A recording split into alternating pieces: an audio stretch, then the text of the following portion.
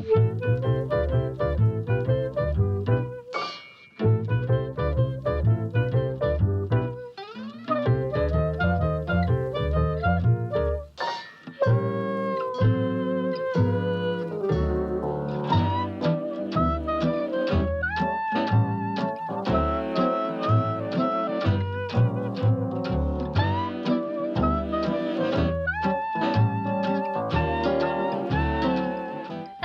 and welcome to my channel.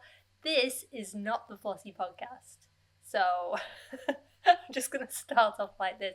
This is a different video altogether. Well, it's not that different, I guess. I'm still sat here and chatting about my knitting. I thought I'd sit down today and chat to you about some of my favourite makes.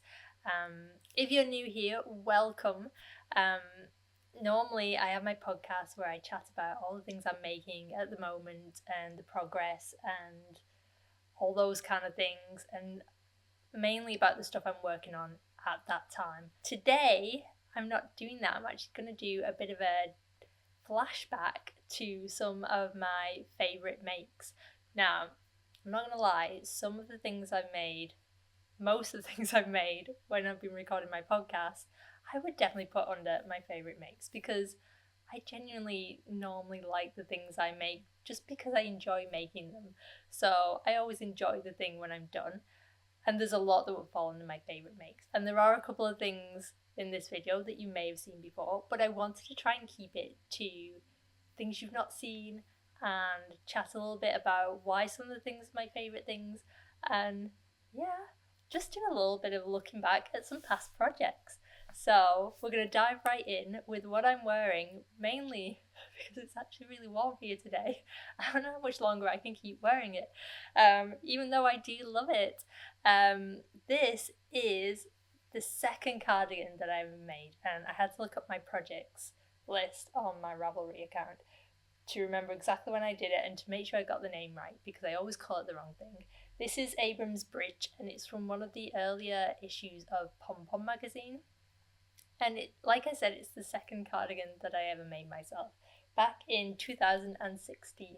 So why is it one of my favourite makes? Well, first of all, look at it. It's super cute. It's knit bottom up, and it's an open front cardigan, so hardly any shaping. I don't think there was any shaping involved at all, which for someone who wasn't, at the time I hadn't knit very many garments at all, so as you can see it's just kind of in straight pieces, not a ton of shaping. So it was a pretty, other than the stitch pattern, it's actually a really straightforward thing to knit, and I still wear it today. Like, I wear it a ton. That's how I know, when this seems like a stupid thing to say, but like everyone, that's how I know that it's a really good project, because I keep wearing it forever and ever. And although it doesn't really get much outdoor time anymore, I tend to wear it around the house, but I still really love it. And one of the reasons I always think of it as one of my favourite projects is because this is the project I was knitting when I learned how to cable without a cable needle, which was major, because honestly, I'm a slow knitter anyway, and I'm also a very absent-minded knitter. So I spent the majority of my time knitting cables, trying to find my cable needle. It would always go down the side of a seat, or I'd go on the floor or roll somewhere, or something would happen, and I'd get so frustrated.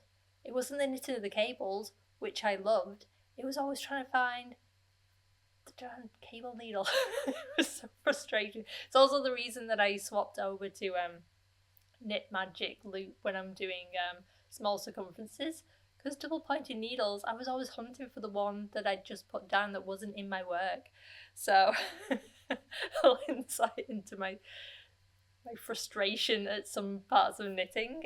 But yeah, I learned to cable without a needle when I made this, so it was life-changing. That sounds dramatic, but it really was. So if you haven't tried cabling without a needle before, you should give it a go, especially if you're liking cables.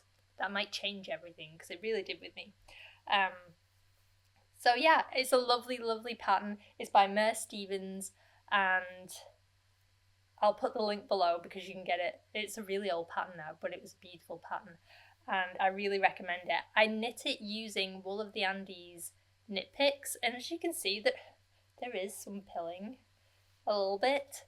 I've never given it a brush or a deep pill, I guess, and it still looks really good. And I kind of, it's one of those things I throw on and like do this on the couch. I don't do that on the couch, that seems weird, but I lounge around in it a lot. So yeah, that wool's really held up. If you're looking for a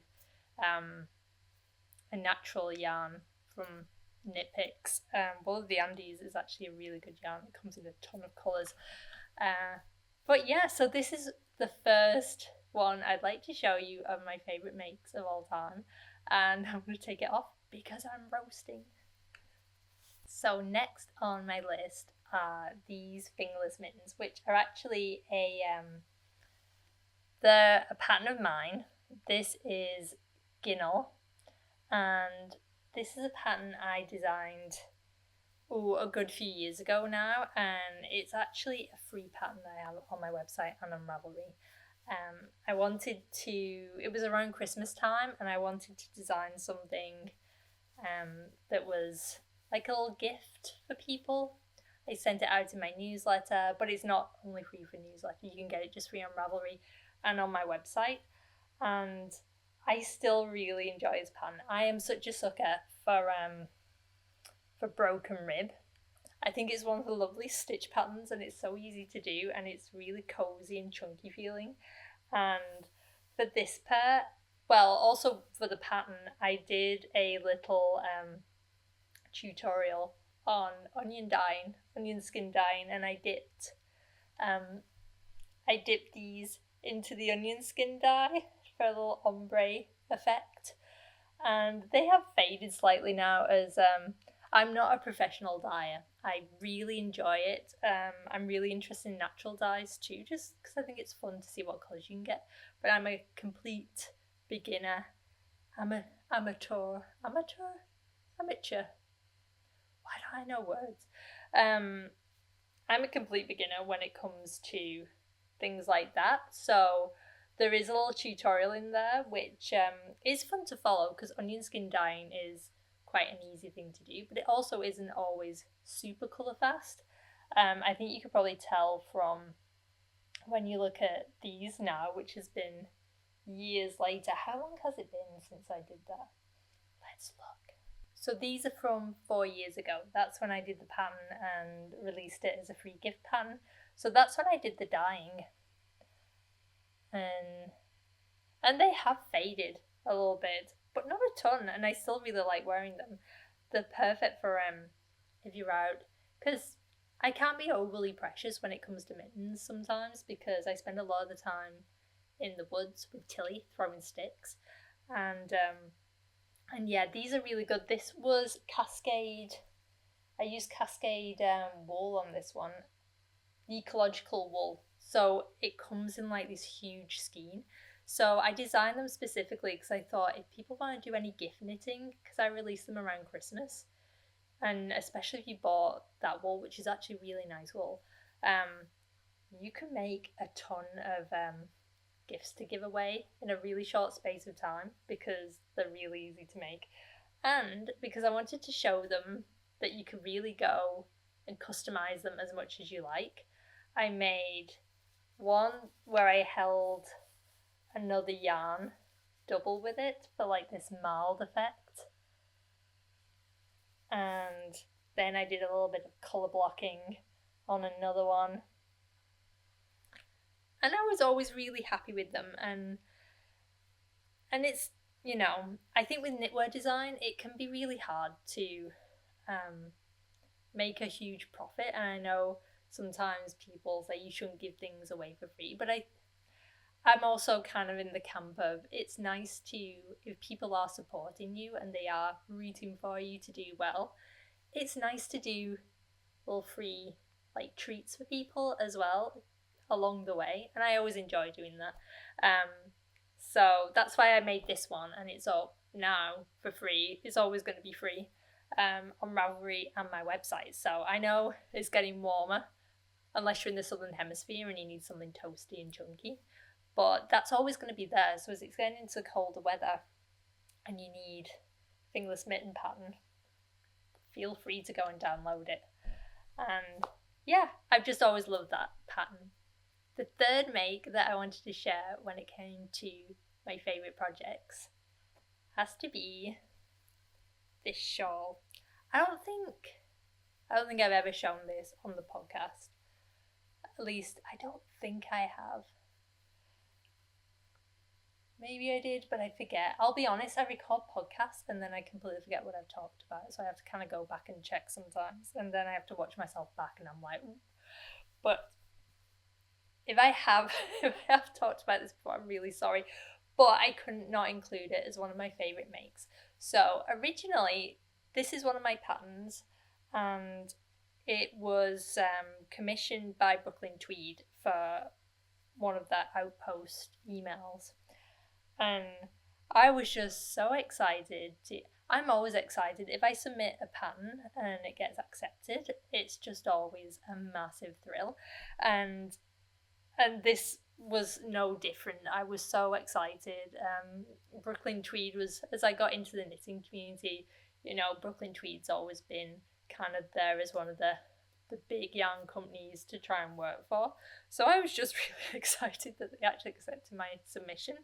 And the original version of this pattern, this is the Fate shawl, they commissioned in Shelter, which is a worsted weight woolen spun yarn, and that was a lovely version of it because I really like putting woolen spun chunky yarns with like more of a delicate lace pattern. I always think that looks really fun because it's not traditionally what you would use with a stitch pattern like that, but I was really happy with the outcome and I thought it was lovely.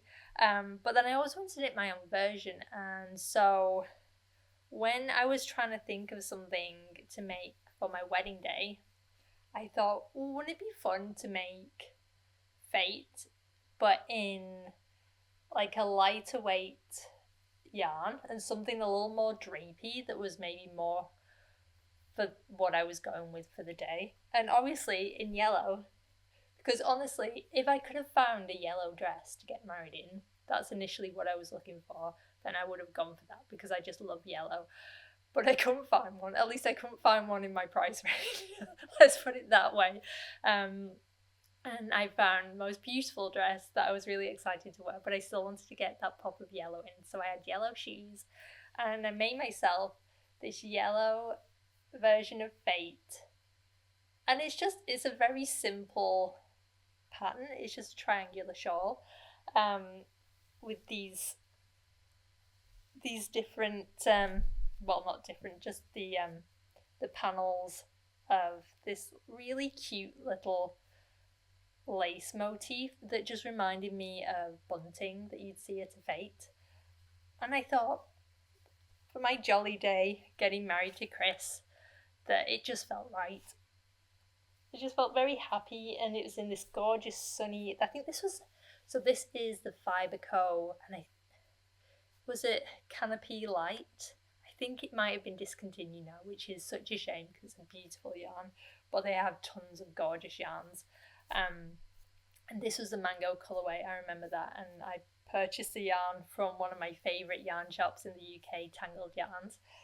And I, obviously because it was a lighter weight yarn, I had to do more repeats than what is in the original pan, but I just kept going. That's the beauty of triangular shawls. You can just kind of keep going and see where you get to, and as long as you have enough yarn, it's not a big deal. And yeah, I wore it on my wedding day. I was just really happy because obviously when you get married, it's probably unlikely, unless you're maybe a little braver than me, that you're going to get to wear your dress again. And even though I picked fairly sensible shoes that I can definitely wear again, I don't go anywhere. But this, I've worn a ton ever since. If I just need something, if we are going out and I want something cozy around my neck, or I'm working and I want to throw something on just to be a little warmer, It gets a lot of use, which makes me so happy. And I just wanted to have something on the day that was handmade. The florist was really nice as well. He made little, I brought him some naturally dyed yarn too, and he made little pom poms to like hang off my bouquet and things. So it was a woolly day all around, which is good because I got married in the Lake District in October. It rained, shocker. Um, but it was beautiful, and I was just really happy to have this. So it's always going to be one of my favourite makes, and I'm going to keep it forever, which is awesome. So my next make is one that you've seen before on the podcast, but I don't think I ever showed you it properly assembled, and I had to show you again because it was so exciting to do. And that is this one, the Harvest Charm set by Susan B. Anderson. And also, just in case you're coming in, if you've not seen my podcast before, you might. This is just a fun project that I wanted to show you again. It's not very often that I see a pattern, buy the pattern, and cast it on that night, but that happened with this. I couldn't stop myself because they're just so stinking cute. And I love fall. I love anything autumn, and I love winter, but autumn things seem especially cute, I think. And I got to stash dive. I had all these colours just in like little balls of yarn knocking around in my stash. It was so much fun, and I do have a tendency to take on.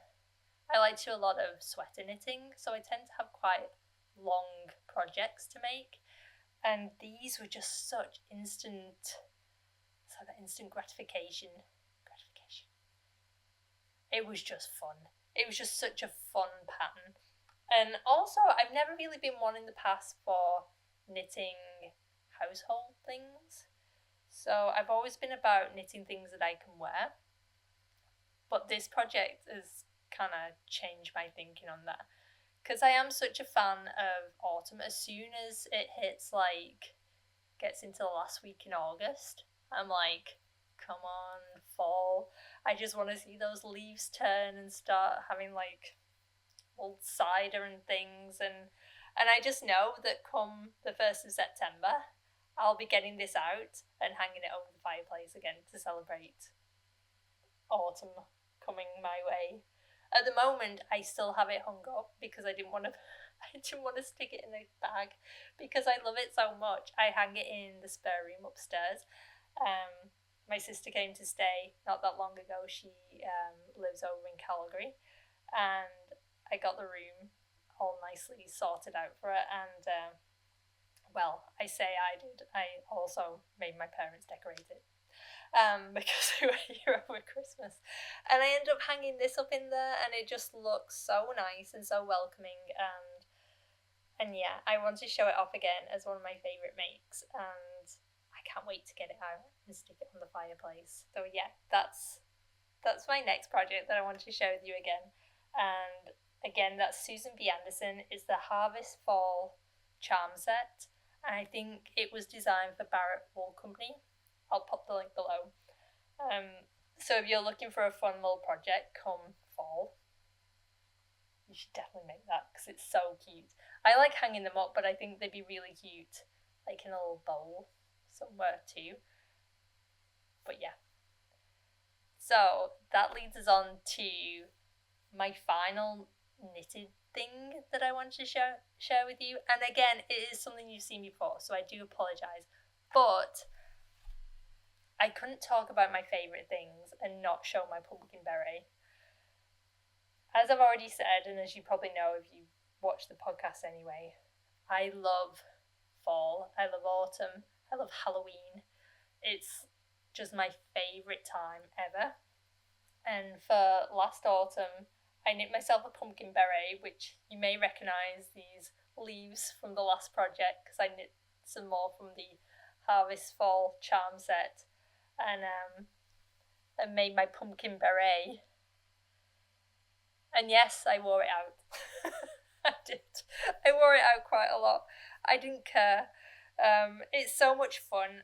And honestly, this is one of my favourite projects too, because it kind of was a little bit of a turning point in my making last year, because I felt like things, I don't know, I find myself getting quite serious about what I was making, and it probably showed in that I didn't record the podcast very often. I got very conscious about how things were looking, and you know, are, are they going to be made properly? And like, am I making them well enough? And I don't know. I got in my own head about things and what I wanted to share, and then a bit of imposter syndrome and things like that coming in. And the idea to make this popped into my head, and it just reminded me that, it's supposed to be fun. Making things should be like, this doesn't work, so I'm going to headband in. But making things should be fun. It should be, if you're crafting, it should take up like fun time. It shouldn't be like a chore, and you should be able to just sit down and make whatever comes into your brain and not worry about it seeming silly or what other people are going to think. And I kind of really embraced that when I was making this, and it kind of unlocked my brain a little bit. Things that I've been kind of overly stressing about when it came to making and particularly designing, kind of unlocked a little bit for me, and I kind of tried to let go of, I don't know, limiting what I was doing. I think I particularly, especially when it comes to designing, because I'm very conscious about someone else is going to be making it, so I want to try and make it as good as possible and clear as possible. And I think when you're doing that, you can get a little bit wrapped up in the really fine details, and I found that was spilling over into my fun making time, and I was getting too much in my head about it, and which is silly. If I'm just making things for me, then really you don't have to worry about those things as much. You can just have fun, which that's what this is. It was just a lot of fun. So yeah, I want to share my pumpkin beret with you again. Just if you've seen it before and you're like, oh, can I stop talking about it? I'm so sorry. But I just wanted to show it again. So the pattern, I use the pattern by Sari Nordland, which is the Biz beret pattern, which I made before. It's a beautiful pattern. It makes this really lovely, simple, but really beautifully finished beret. And I would suggest it to anyone if you're looking for just a really like wearable, stylish beret pattern. It is gorgeous. And obviously I modified it slightly to have a stalk and some leaves on it. So I keep thinking lately that I really want to do another autumn-inspired beret. So I've been thinking about what I can do. I'd quite like to do a Halloween one. It'd be kind of fun to do a spider web beret with a spider on top, but then at the same time, spiders freak me out, so I don't know if I can get past the thought of having a spider on my head. But we'll see. Watch this space. Maybe I'll do a bat. But yeah, so that is my last knitting project. My final one I want to share with you isn't actually a physically made project at all. Hopefully by the time I do another favourite things video, I'll have more sewn things to share with you. But I actually only got into sewing garments this year. Well, I guess it was partly in last year as well, but it's only just recently I've started ramping up. So the last thing I want to share with you is actually a photograph that I took. That again, a lot of my favourite things do tend to come from autumn. So last autumn, and I think I did share it briefly on the podcast too, but I started playing around with some photography and editing in Photoshop and doing some more stylized photos, and I followed a tutorial. I follow Christine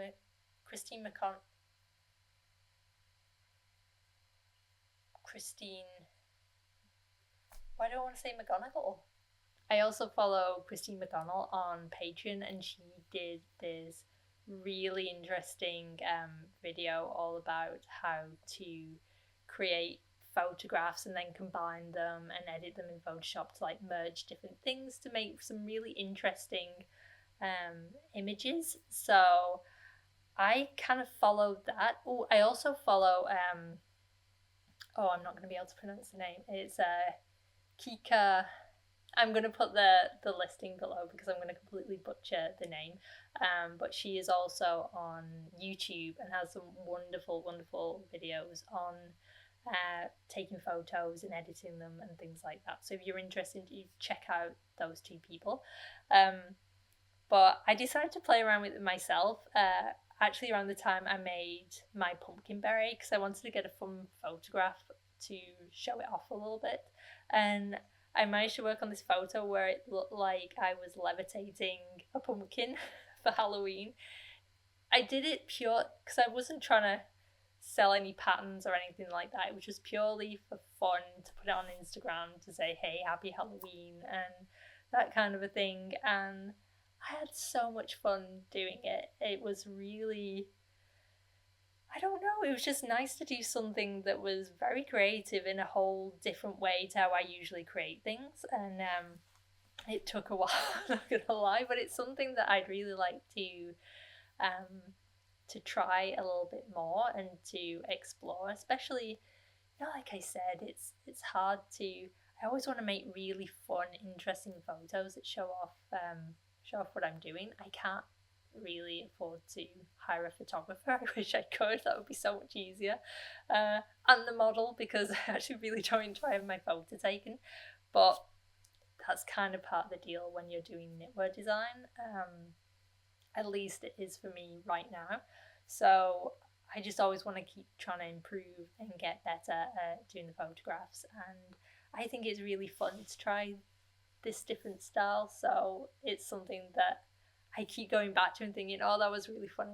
I wish I could do that more. So yeah, I think over the summer and moving into fall, I'm going to try and make a little bit more time to work on my photography and maybe make some more fun photos like that to share. And yeah, and that's purely a hobby side of things. I don't really see it adding a ton to what I'm trying to build as a business, but I think, I don't know, I think if you do the things you love, who knows where they lead you, and I really enjoy doing things like that. So yeah, it's been one of my favorite things that I've done, and yeah, I just wanted to show it here again and to end off this video with that. As I said, I could actually go on for hours talking about my favorite makes, and you have seen a lot of them. I can see my Sama mittens sat over there, but I've shown you those so many times. If you are new and you don't know what my Sama mittens are, I link above just to so you can go and check those out because I love them. But yeah, I hope you've enjoyed kind of walking through some of my other projects that I've made, and it's been really fun to do it and to kind of revisit things. And yeah, if you like this kind of content, please do let me know in the comments below and give it a big thumbs up. If you're not that bothered, you'd rather stick to the podcast, please do let me know that too. It's always good to know what kind of content you'd like me to create on here. And if you're not subscribed already, be sure to hit subscribe and visit the channel again. Okay, I'm gonna go, but thanks for hanging out and looking through all my makes with me, and I will see you soon. Bye!